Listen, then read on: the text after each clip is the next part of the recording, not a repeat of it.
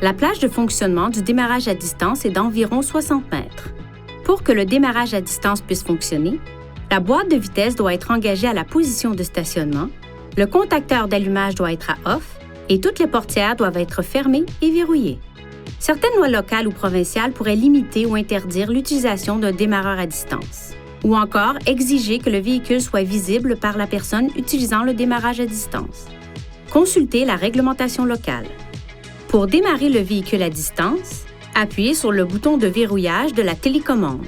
Dans les 5 secondes qui suivent, appuyez sur le bouton démarrage du moteur et maintenez-le enfoncé pendant au moins 2 secondes. Le moteur se met en marche, les feux de stationnement s'allument et le système de chauffage et climatisation automatique commence à réchauffer ou à refroidir le véhicule en fonction de la température extérieure, de la température dans le véhicule et du dernier mode utilisé. Pendant cette période, l'affichage et les commandes de climatisation et de chauffage ne pourront pas être utilisés tant que le contacteur d'allumage n'aura pas été placé à on. Le moteur fonctionne alors pendant 10 minutes avant de s'arrêter. Pour prolonger de 10 minutes la période de fonctionnement du moteur, appuyez sur le bouton de verrouillage de la télécommande, puis appuyez sur le bouton démarrage du moteur et maintenez-le enfoncé pendant au moins 2 secondes. Le temps de fonctionnement est calculé comme suit.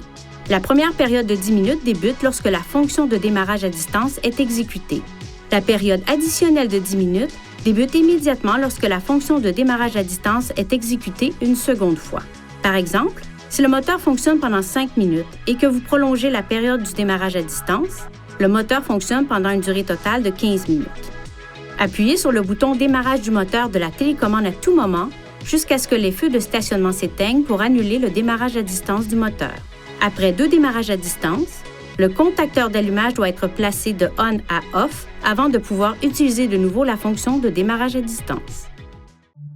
Veuillez consulter le manuel du conducteur pour obtenir des renseignements importants concernant la sécurité et les limites du système et pour en savoir davantage au sujet de son utilisation et de ses caractéristiques.